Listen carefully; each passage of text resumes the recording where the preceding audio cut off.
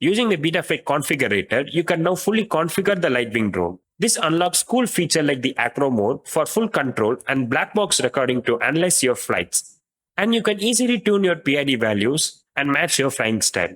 You can now control the drone using a transmitter, perform flips, and fly with high precision. And you can truly experience what real drone flying feels like. Alright, let's get started and jump straight into this setup guide.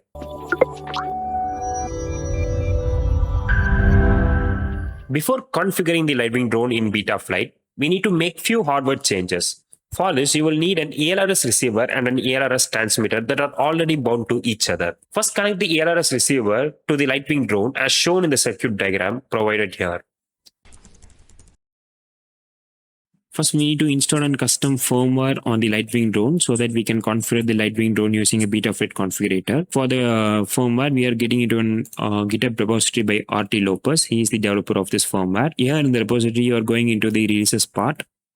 And then you can find different types of file here. Here you have to choose the ESP32S3 binary file because our LiteWing drone is based on ESP32S3 microcontroller. To flash this program into our LiteWing drone, we are going to use a web-based flashing tool called ESP tool. Once you open the tool, now you have to connect the LiteWing drone to the page. So click on the connect and then you can see the available COM ports in here. My LiteWing drone is connected in the COM port 11. So we are going to click on the COM port 11 and connect it. Once connected, you can see the chip details in the screen, which means the connection between the drone and the web tool is being established. And then we have to choose the binary file, which we have downloaded and extracted, and then set the flash address to 0x000. And then click on the program button. This will initiate the flashing of firmware into our LiteWing drone. After flashing the firmware, you can now open the Betaflight configurator and configure the LiteWing drone. To install a Betaflight configurator, we need to get into the official repository of Betaflight. And then here we need to install a specific version, which is the 10.10 version. In assets section, we can see files for different OS, but here we are going to install the Windows file. After installing the Betaflight configurator, you can configure the LiteWing drone with the Betaflight. For safety reasons, before configuring the drone with Betaflight, we need to remove the propellers and unplug the battery from the drone. To connect the LiteWing drone seamlessly, we need to make some changes in the option section. Here are the changes to be made. Once the change is made, you have to manually connect the COM port and then click on the connect button. And then the configurator will open now. We can see a 3D visualization of the drone, but there won't be any changes in the 3D visualization because initial pin mapping of the firmware compared to the LiteWing drone is different. To make a proper pin mapping, we should navigate to the CLI tab. And here we need to copy paste a set of commands to establish proper pin mapping. These are the specific commands which need to be copy pasted in the CLI tab, and then just click the enter button. And yeah, these pins have been mapped correctly now. To save these changes, we need to type save and then click enter. To apply these changes, we need to reboot the system. So type reboot and then click on the enter button. And then just disconnect the configurator with the LiteWing drone and then connect it. Now you can see there are some changes in the 3D visualization of the drone. Although the pin mapping is configured correctly, the orientation of the 3D model is not synchronized with the actual drone. To rectify this problem, you need to navigate to configuration tab. Here in board and sensor alignment part, you need to change the default value of first gyro into clockwise to 70 degree and just click on the save and reboot button and then connect it to the drone. And now you can see that the drone is synchronized with the 3D model. And when I tilt it forward, it goes forward. When I tilt it backward, it goes backward. Same as the right and left side. After changing the IMU orientation, you need to calibrate the IMU now. Place the LiteWing drone on a stable or a leveled surface and click on the calibrate accelerometer button over here.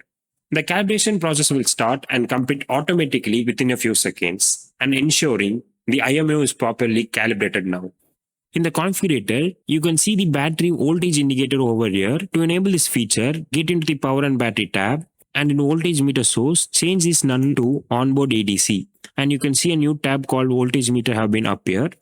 And over here, change the value of scale to 10 and divider value to 1 and multiplier value to 2. And then save these settings. And yes, you can see the voltage of the battery over here displayed in real time. Next, we need to select the motor protocol. Since we are using a brushed motor, we need to select the brushed protocol. And here we need to enable this option. And then you can find that its default value is 480 motor PWM frequency. We need to change this value into 8000 and then click on the save and reboot button. After saving the motor settings, you can test the motor by using this tab over here. Please ensure that you have removed the propellers and battery from the drone before testing the motors. And then enable slider over here. You can see that the motor sliders have been enabled now. When you drag the slider of motor 1, you can see the motor 1 just rotates. Similarly to motor 2 and motor 3. You can also verify the motor orientation and ensure that the orientation shown in the image provided here are the same. Before configuring the receiver, go to the ports tab and enable serial RX at UART number 2. Because our receiver is connected to UART port number 2 in our drone, so we need to enable serial RX communication to establish communication between the receiver and the controller. Then click on the save button. Now go to the receivers tab and select serial via UART for the receiver mode. And for the serial receiver provider, we should choose CRSF. Since we are using ELRS, CRSF must be selected as the receiver provider. And then save these changes. After configuring the receiver settings, we can now connect the transmitter and the receiver. First, power on the drone. Once the drone is turned on, you will notice that the LED on the ELRS receiver starts blinking, indicating that it's waiting for a connection. Next, turn on a transmitter. When the transmitter successfully connects to the receiver, a signal is established and the receiver LED stops blinking and turns solid, which confirms that the connection between the transmitter and the receiver have been successfully established. After this, you can see the control inputs responding in the receiver preview tab. After configuring the receiver settings, we can proceed with assigning modes. Here we can assign different modes such as the arming mode. The arming mode enables or disables the motors and ensure the drone does not spin the motors until it's safely armed. The angle mode provides self-leveling and stability by limiting how much the drone can tilt and making it easier to control during flight, and it is suitable for beginners. The black box mode is used to record and save flight data for later analysis and tuning.